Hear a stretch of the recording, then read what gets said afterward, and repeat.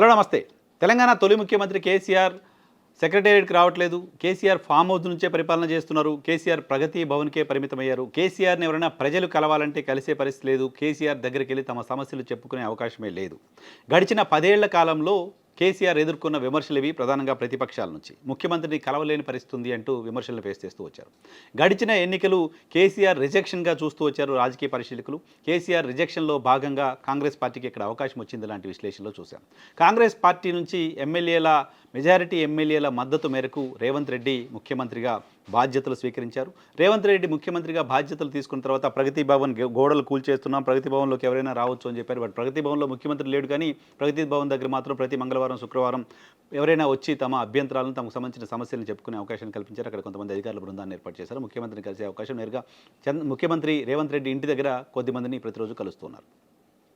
So Revanth Reddy KCR కంటే తాను ఏ రకంగా భిన్నంగా ఉన్నాను, కేసీఆర్ కంటే తాను ఏ రకంగా తెలంగాణ ప్రజలకు ఎక్కువ ఉపయోగపడేలా ఉన్నాను, కేసీఆర్ కంటే తాను బెటర్గా రూల్ ఎలా చేస్తున్నాను అనేది నిరూపించుకునే ప్రయత్నం చేస్తున్నారు. అలా నిరూపించుకోవాల్సిన అవసరం ప్రస్తుతం ఆయనకు ఉన్నట్టు కనపడుతోంది.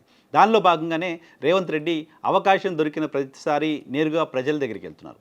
ఆడంబరాలు లేకుండా కేవలం తన ఆఫీస్లోనో ఇంట్లోనో ఉండకుండా ప్రజల దగ్గరికి వెళ్తున్నాడు రేవంత్ రెడ్డి లాంటి ఒక ఇంప్రెషన్ ఇచ్చే ప్రయత్నం చేస్తున్నారు. దానికి సంబంధించి ఇటీవల అటువంటి ప్రయత్నాలు ఆయన చేస్తున్నారు అనే దానికి బలం చేకూర్చే 2-3 ఇన్సిడెంట్స్ ఇటీవల మనం చూస్తున్నాం. ఇటీవల హైదరాబాద్లో వర్షాల కారణంగా ప్రజలు ఇబ్బందులు పడుతున్న నేపథ్యంలో ముఖ్యమంత్రి రేవంత్ రెడ్డి పెద్దగా సెక్యూరిటీకి సంబంధించిన ఏర్పాట్లు లేకుండా నేరుగా హైదరాబాద్ రోడ్లపైన ప్రత్యక్షమయ్యారు. హైదరాబాద్లో వరద ప్రభావిత ప్రాంతాలలో పర్యటించారు. అక్కడ ప్రజలను అడిగి నేరుగా వాళ్ళ సమస్యలు తెలుసుకున్నారు. కొంతమంది అధికారులతో కలిసి ఆ ప్రాంతాలను పరిశీలించి అక్కడికక్కడ కొన్ని ఇన్స్ట్రక్షన్స్ ఇచ్చారు. సో ముఖ్యమంత్రి నేరుగా మా బజార్కి వచ్చారు, మా వీధికి వచ్చారు, ముఖ్యమంత్రి మాతో మాట్లాడారు, ముఖ్యమంత్రి మా సమస్యలు ఏంటో తెలుసుకున్నారు లాంటి ఒక పాజిటివ్ అట్మాస్ఫియర్ గవర్నమెంట్ వైపు తీసుకొచ్చే ప్రయత్నం చేశారు. మీరు కష్టాల్లో ఉంటే నేను ఎక్కడో కూర్చునేవాడిని కాదు, నేను మీతోటే ఉంటాను అని చెప్పే ప్రయత్నం చేస్తున్నట్లుగా కనిపించింది వరదల సందర్భంగా ముఖ్యమంత్రి పర్యటన. తాజాగా ఆయన వినాయక నిమజ్జనోత్సవాన్ని కూడా దానికి ఒక వేదికగా మార్చుకున్నారు. వినాయక నిమజ్జనోత్సవం సందర్భంగా సాంప్రదాయ దుస్తుల్లో ట్యాంక్ బండ్ పైన ప్రత్యక్షమయ్యారు రేవంత్ రెడ్డి ట్యాంక్ బండ్ పైన ప్రత్యక్షమై అక్కడ జనాలతో కలిసి తిరుగుతూ వాళ్ళతో సరదాగా వినాయక నిమజ్జనోత్సవంలో పాల్గొని తాను ప్రజల ముఖ్యమంత్రిని అని చెప్పే ప్రయత్నం చేస్తూ వస్తున్నారు.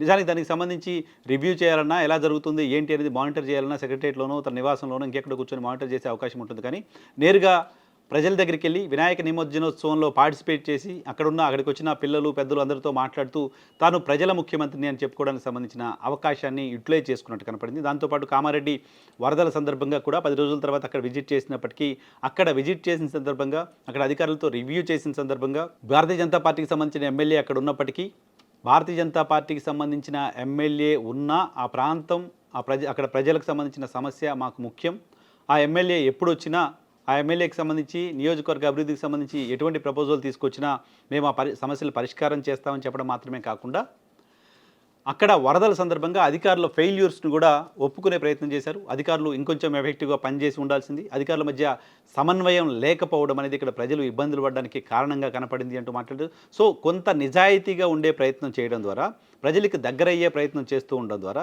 ప్రజల్లోనే కలిసి ఉండే ప్రయత్నం చేయడం ద్వారా కేసీఆర్ కంటే తాను భిన్నంగా ఉన్నానని నిరూపించే ప్రయత్నం, కేసీఆర్ కంటే తాను భిన్నమైన ముఖ్యమంత్రిని చెప్పే ప్రయత్నం, కేసీఆర్ కంటే ప్రజల సమస్యల్ని నేరుగా దగ్గరికి వెళ్ళి చూసే ప్రయత్నం నేను మాత్రమే చేస్తున్నానని చెప్పే ప్రయత్నం రేవంత్ రెడ్డి చేస్తున్నట్టు కనపడుతోంది. దానిలో భాగంగానే రేవంత్ అవకాశం దొరికిన ప్రతిసారి సింగిల్గా ప్రోటోకాల్ లేకుండా రౌండ్స్ చేస్తున్నారు తెలంగాణలో.